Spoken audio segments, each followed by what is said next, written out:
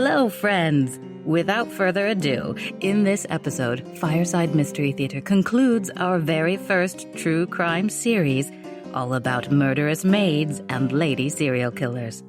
We ask you to ponder, are there truly fewer female maniacs among us? Or are we, perhaps, just better at hiding our crimes? In episode 50.2, we introduced you to a comely widow cut down in the prime of her life by her tempestuous farmhand. Or was she? We take you back to LaPorte, Indiana for the closing chapter of the gruesome and wildly true tale of one of America's most prolific villains, Mrs. Belle Gunness. For you and only you, my dearest friends in the world. The Interrogation of Ray Lamphere is the final installment in our series, She's a Killer Queen. It was recorded live in New York City on February 23rd, 2020.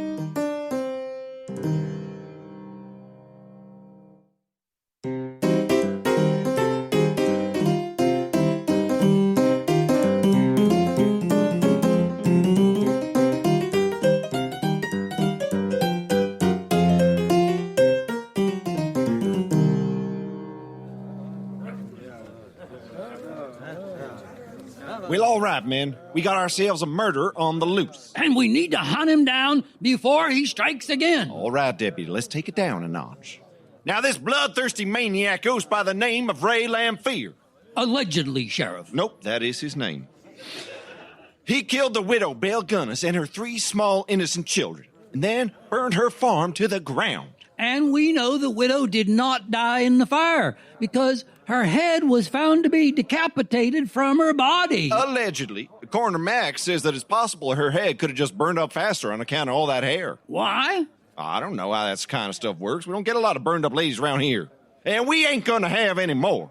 You will find Ray Lamphere, and you will bring him in. Excuse me. Hold your questions. I ain't done yet. Now, this Ray's a real ugly feller, scrawny in the frame with a pair of them deep-set crazy man eyes. He is a real unfortunate-looking gentleman. Excuse me. Oh, hold your damn questions, and boy, is he dumb. Dumber than a box of hair, though definitely not as flammable. Oh, and the way he smells. Heck, excuse me. What? Heard you was looking for me. You got information on Ray Lamphere? Guess you could say that. You're gonna have to speak up, Mr. What'd you say your name was? Ray Lamphere. Well, hot damn, get him, boys!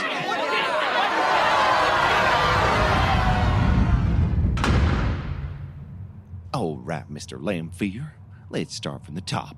How would you characterize your relationship with the widow, Mrs. Belle Gunness? Pretty good. Pretty good.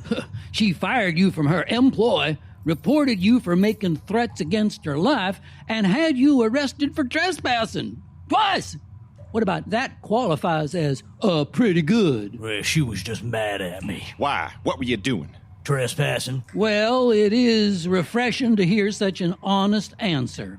Did you kill Belle Gunness? Nope. Then what were you doing stalking around her property the night of the murder? And before you get to denying it, we got an anonymous witness, Joe Maxon, your replacement, who put you at the scene of the crime. 'Cause I was there. Why? I was worried about her, and she were yelling real loud like she do. I can't believe you would do this. How dare you?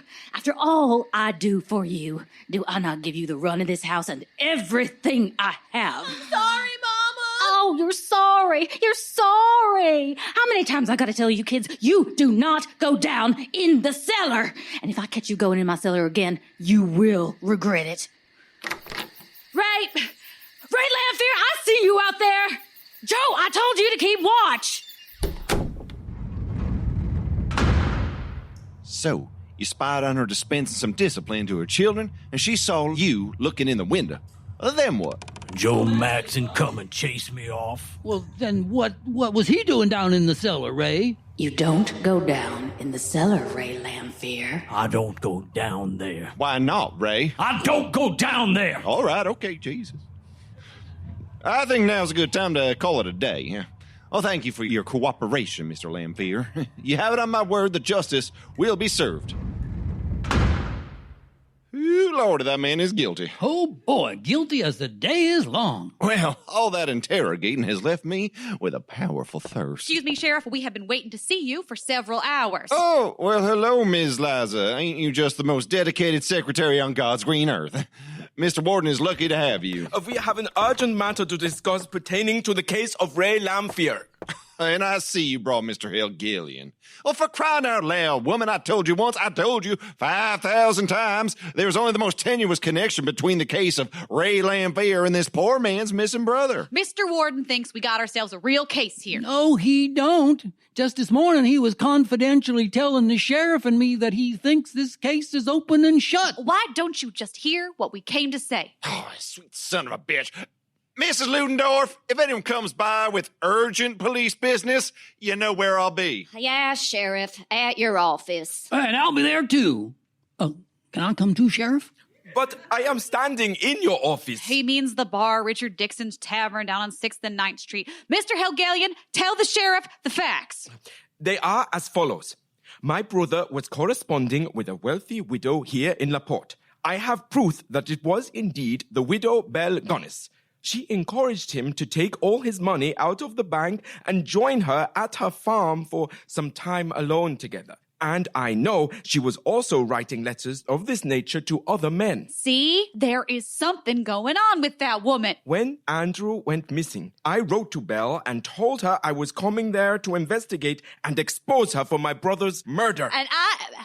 And Mr. Warden thinks this may have caused Belle to implicate Mr. Lamphere and burn her own farm to the ground. So we are here to ask Ray Lamphere if he was present when Andrew arrived at the farm and if he ever saw Mr. Andrew go down into the cellar. Why? What the hell is in that cellar? I don't know. Ray says he don't go down there. Oh, good Lord, Sheriff. Just let the poor man talk to Ray. All right, Mrs. Lugendorf. Fine. Now, Mr. Helgelien, you want to speak slowly to Ray there. He's been through a lot, and he's not very bright. Mr. Helgelien? Are you okay?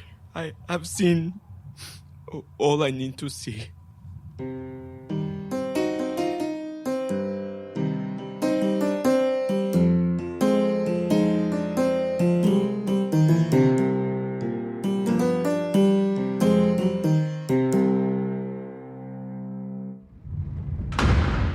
God damn it, Ray. I asked you if you were telling the full truth, and what did you say? Yeah. And now it has come to light that this Andrew Helgelien feller is indeed involved. And his poor brother is out there weeping into the bosom of Mrs. Lugendorf because he took one look at you and knew that his brother must be dead. How's that make you feel, Ray? Cold. Why's that? Took my coat. It wasn't yours to begin with. And since you got Mr. Andrew Helgelien's coat, that places him at the House of Belle. And since it is also Mrs. Helgelien's most beloved, most expensive mink coat, well, that places Mr. Helgelien in a most precarious position. Was Andrew Helgelien a visitor of Belle Gunness, and did you kill him and hide his body in the cellar? I don't go down. No, you don't go down there. Jesus, just tell us what happened. He came by, I guess. Left real quick, though. Why's that? They had words. And she was yelling real loud like she do. Come on, Andrew. You just got here. You can't leave. I am only wanting to go to the doctor. I am not well. Oh, you're just feeling the effects of a fine Midwestern supper. I've been saving all my best canned meats and unpasteurized cheeses and jellied pork fats for this occasion. It was likely too rich for your bachelor's constitution. I am telling you, I must see the doctor. Is it on account of the way I look? I know I am stouter than I described in my letters, but I intend to take such good care of you, my Andrew. You are my one, my dearest friend in the world. Oh, no, you are just as you described. Perhaps more beautiful. But I must go. You must let me go, please. Get out of my way. I do not want to lay hands on you, but if I must... Don't you touch my Belle. Damn it, Ray, I told you to stay out of here. You're gonna raise hands against you. It's none of your concern. I will not let him hurt you. Andrew, come on back. You are ruining everything. But you said I was your one. Well, you ain't. Andrew! So they had an argument, and then he run off. After that night, he was gone, and Belle was real sad. So, you and Belle? We... Ray, did you and Mrs. Gunness have relations? No. No. Well, then what was she to you? She was, she was my one.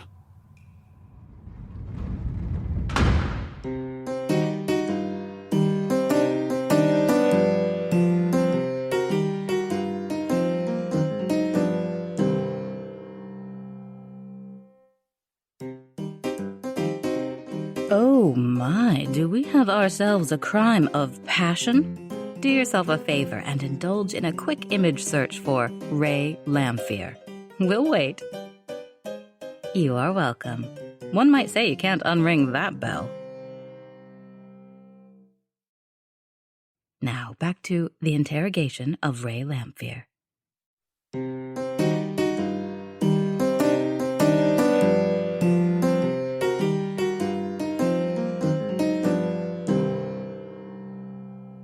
Well, that, as they say, is that. We got ourselves a crime of passion. So you think that they... Oh yeah, for sure, definitely. Allegedly, we don't know. All we know is that he is guilty. And how do you draw that conclusion? What about how she wrote all those letters asking for Andrew to take all his money out the bank and tell no one? And may I remind you that it was not just to him. Hey, slow down there. This case is simple as they come. He loved her. She met herself a man. He did not like that. So he killed them both and set fire to hide the evidence. But you have sent men over to exhume the cellar, yes? Of course we have. We're still looking for her head. Excuse me, Mr. Sheriff. Now, here's a man I actually want to see. Joe Maxon. I'm ready for some good news. What you got? Well, you told me to come right over quick once we found the head. Hallelujah. That fully seals the deal. Ray killed Belle. You found Belle's head and this case is closed. Miss Lugendorf, I will be in my office. No, sir, we did not. Then what you doing here, Joe? I just figured you'd like to know. Know what? That we didn't find the head yet. But see here, Joe. If you didn't come here, I would assume they hadn't found it yet. That's how this whole setup was meant to work. You understand? Yes, sir. Now, to be honest, sir, no. No, I do not. Well, that's all right, Joe. Thank you for the information. Mrs. Lugendorf, if you need us... You will be at your office. Please, do not go there. Mr. Maxon, have you searched the cellar? Oh, we don't go down there. Why? Why don't you go down there, Joe? I don't rightly know. When I was in her employ, she said it was like a private place, and far be it from me to disturb a lady's private place. Well, sure, that's only natural. You only want to be doing that. I did go down there, though, once, before the fire burned it up. And what did you see? Nothing. Nothing at all? I mean, there were some bags of dirt in there on account of the fact that she told me to go into the cellar to put some bags of dirt in there. Doesn't she live on a farm? What does she need more dirt for? Well, she asked me to bring up a bunch of dirt to fill in some big holes she had all over her land, so I filled in the holes, and I had some extra, so she asked me to put it in the cellar until we need it again. Well, that solves that. Mrs. Lugendorf. Oh, good Lord, Sheriff, just go. Were they large holes? Oh, for crying out loud. Oh, I don't know, maybe 8 feet long, about 6 feet deep. Sheriff, You please! cannot deny that is worth checking out. Go on, Liza. Mr. Helgelien, you go dig yourself some holes. I ain't gonna stop you. Y'all know where I'll be. The sheriff will be in his office.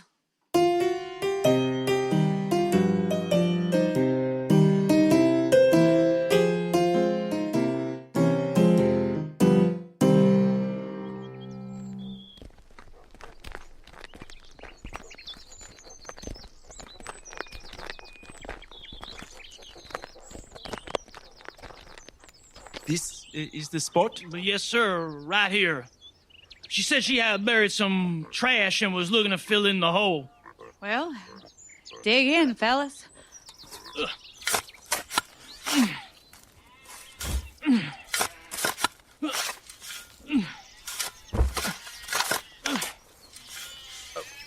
Why did you stop? I just hit something. Something soft. Miss Liza, you may want to look away. I did not come here to look away. Keep on, and careful not to disturb any evidence. Oh, sweet Lord! Oh, this evidence has a powerful bad smell. Keep digging. I can't. Then get out of the way and let me.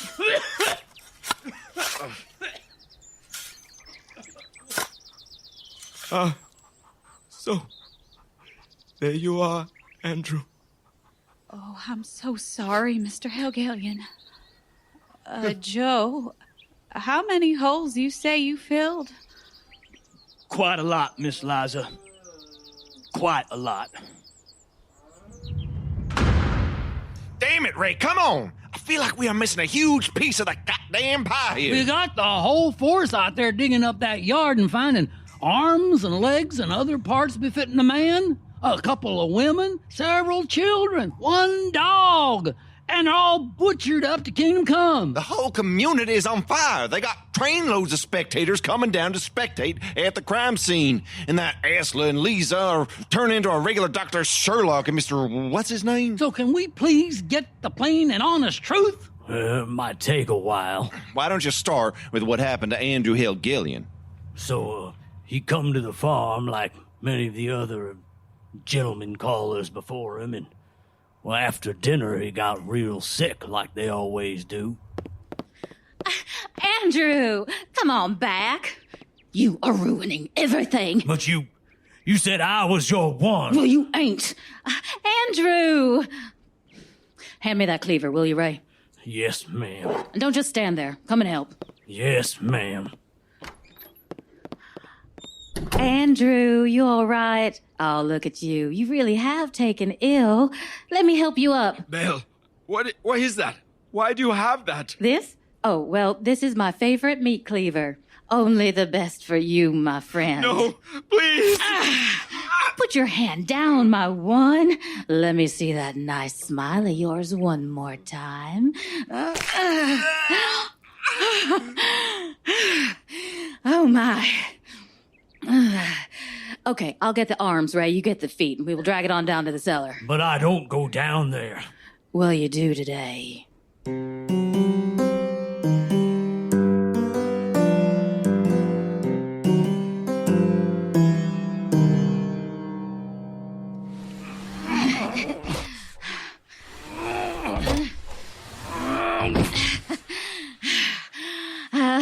Clean those pieces of Mr. Jensen off my butchering table while I catch my breath a moment. Yes, ma'am.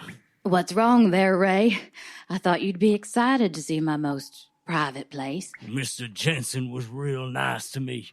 He gave me a cream puff he bought from the bakery in town. And he was real nice to me. My dear sweet friend brought about $3,000 and a brand new cast iron skillet. It was seasoned and everything. All the men folk come through end up in the cellar. Of course they do.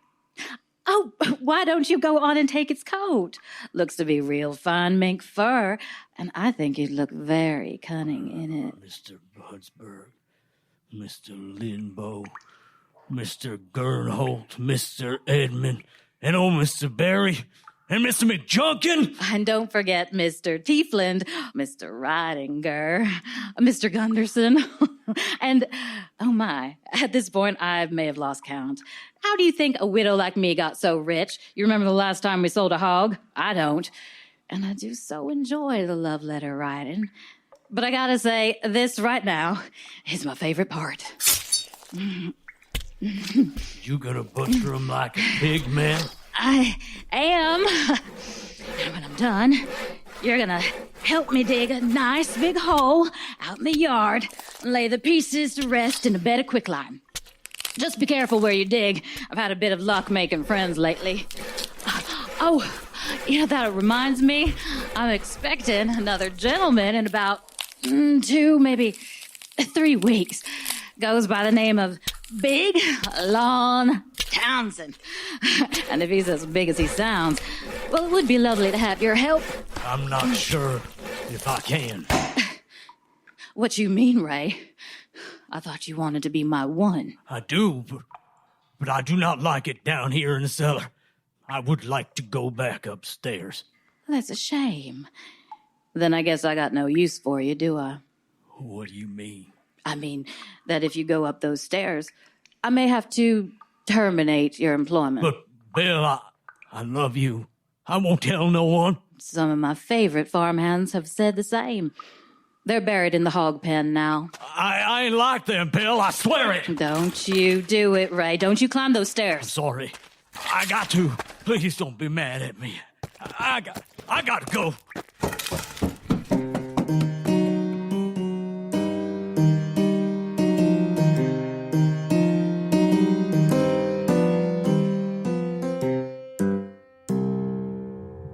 Good goddamn. What happened then? She fired me. Started making up stories about how I was fixing to kill her. And did you, son? No, sir, I did not. But did you set the fire? No, sir, I did not. Well, it stands to reason that you would have plenty of motive to do so. Best to just confess now. There's a whole graveyard full of corpses on that land, and even if this goes to trial, you gonna hang. That what you want? I want to talk to my lawyer, please.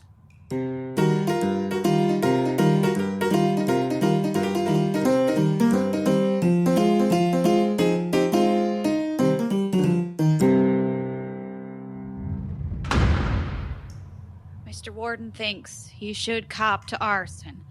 Face it, Ray, you are going down for something, and at least arson's not a hanging offense. They think I killed my Belle. I gotta ask you, Ray, if you didn't kill her, who did? One of the gentlemen callers? No, ma'am. Did they ever find the rest of her? They have not. Belle's head is still at large. Do you think it's possible that she lives? I do not know. In truth, I do not know. What do you know? On the night of the fire, I was waiting for her around the farm, like she asked me to. Hello, my dear friend. Now, you take these bags and you put them where I told you. Do be careful. That is my life savings in there, and it is considerable. And the children will come as well? No, Ray, I'm afraid not. Where will I find you? I can't tell you that, my one, but I promise I will come and find you when it's time to go. And what if I'm arrested and they hang me, seeing as you made all them reports to the sheriff? I am sorry about that. I was very mad at you, Ray. You know how I get when I get a mad thought in my head. But I forgive you, and I do so appreciate your help. And I'm glad to do it. I know you are, though I'm not sure why. 'Cause you know. You still love me. When most men meet me in the cellar, they put a stop to that. I did not like you in the cellar, but I did not stop loving you. Well, ain't you just the sweetest man in the world? I will come for you. And I will wait, Belle. I will wait. Good night, Ray. And then, Miss Liza, I said, good night, my Belle. Oh, my. Is Belle still out there, Ray? Is she? In my heart, I believe she is. I do believe she is.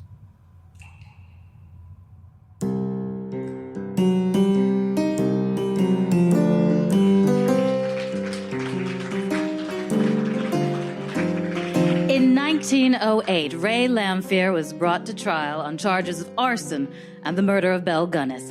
He was convicted of arson. By some accounts, the jury did not feel they could convict him of murdering Mrs. Gunness, since the prosecution had failed to definitively prove that the body found at the scene was hers. After the trial, Belle Gunness sightings became to the early 1900s what Elvis sightings were to the 1980s. To this day, it remains an unsolved mystery whether the widow Gunness died in that fire or if she escaped to fresh hunting grounds.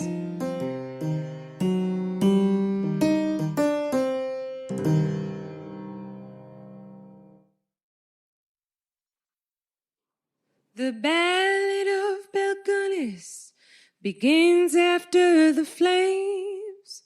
They sifted through the ashes for her family's remains.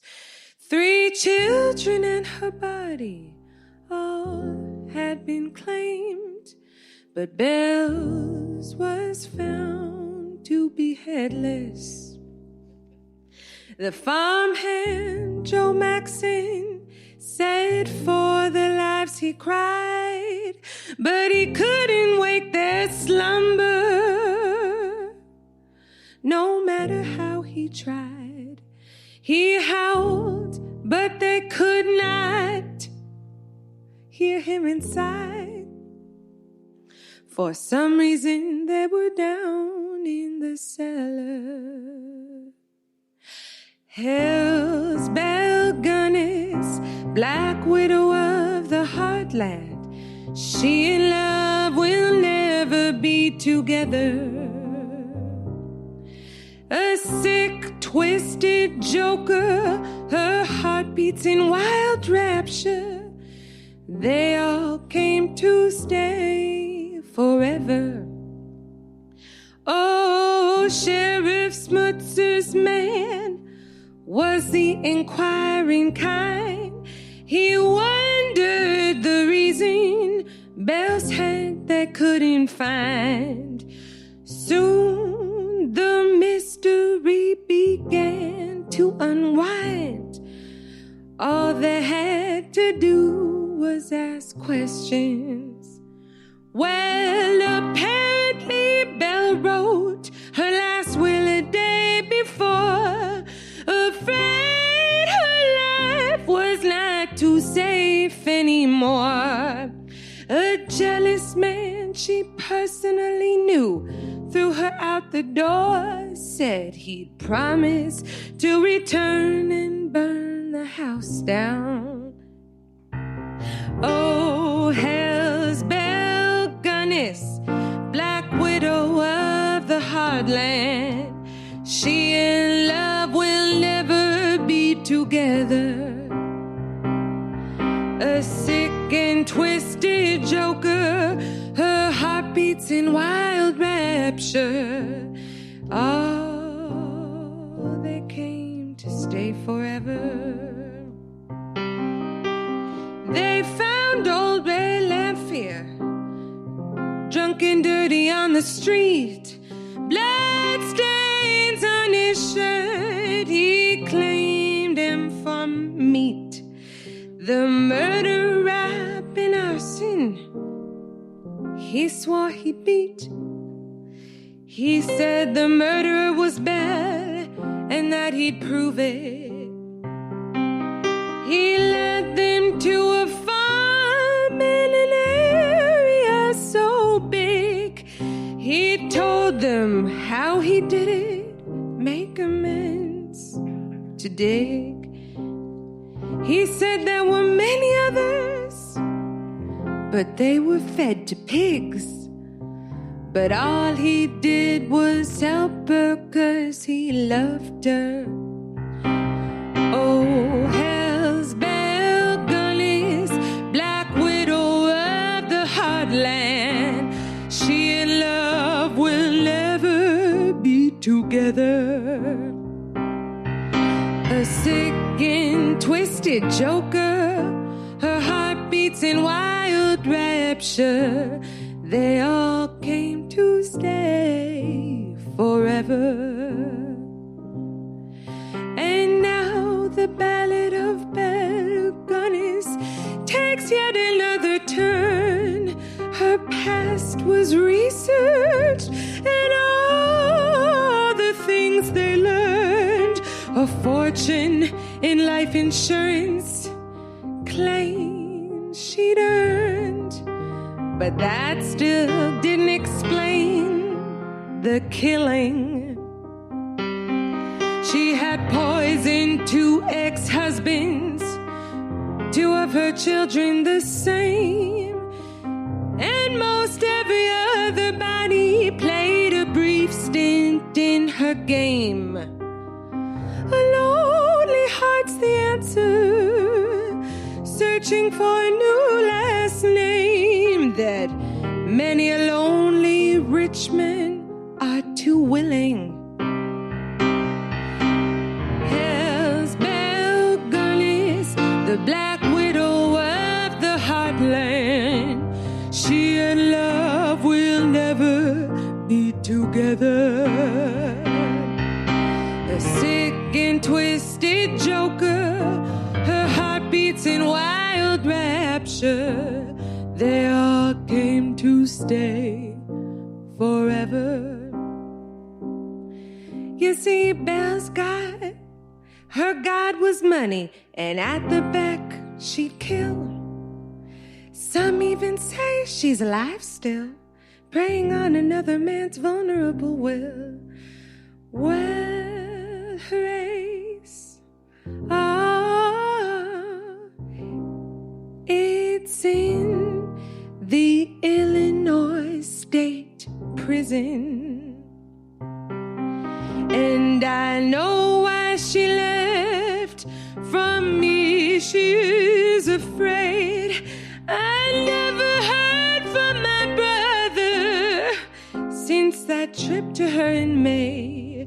She knows now I'm coming for dirt to be paid. And when I find her, she knows I'm gonna kill her. Oh, hell's Belle Gunness, the black widow of the heartland. She and love will never be together. A sick and twisted joker, her heart beats in wild rapture. They all came to stay forever. Oh, they all came to stay forever. Oh, she knows he came to stay forever.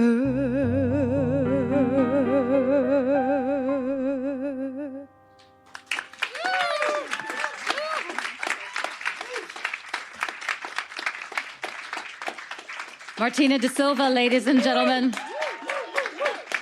She slays us with her version of T.J. McFarlane's The Ballad of Belle Gunness, with her accomplice and accompanist, Nico Slater. What a way to die. And now, with our final word about murderous women, a man. Our resident poet, Dr. David Linton, will delight us with a slice of life from a slicing wife. It's her turn.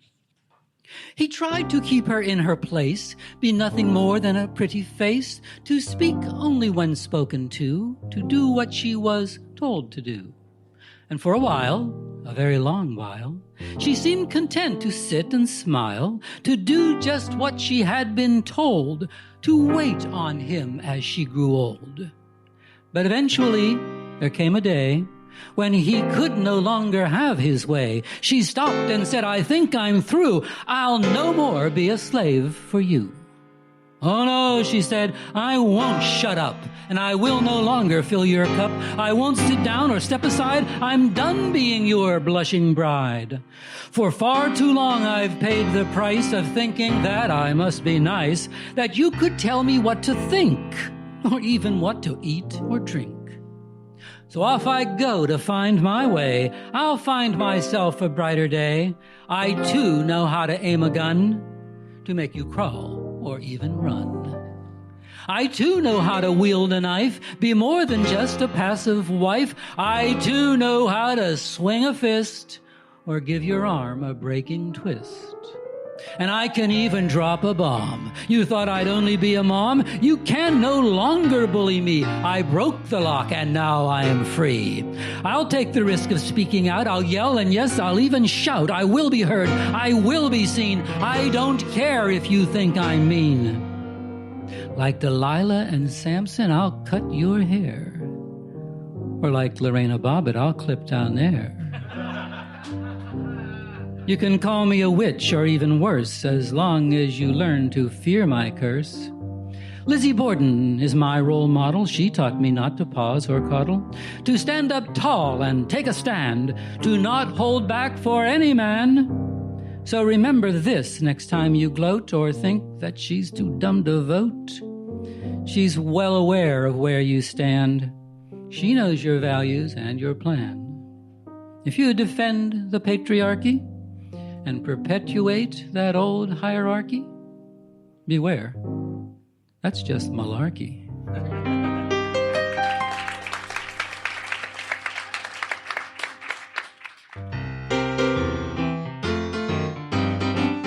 The Interrogation of Ray Lamphere featured James Rieser as Sheriff Smutzer, David Linton as Deputy Cobb, Eirik Davey-Gislason as Ray Lamphere, Mary Murphy as the long-suffering Mrs. Lugendorf, Kacie Laforest as Liza, James Kleinmann as Asle Helgelien and Andrew Helgelien, James Scully as Joe Maxon, Rebecca Kopec as Myrtle, and the part of Belle Gunness, America's most prolific killer, who you've never even heard of, was played by me, Ali Silva. The song The Ballad of Belle Gunness by T.J. McFarland was performed by Martina de Silva, accompanied by Nico Slater. The poem It's Her Turn was written and performed by David Linton. The Interrogation of Ray Lamphere was written by Liz Liza and Kacie Laforest and directed by Holly Payne Strange.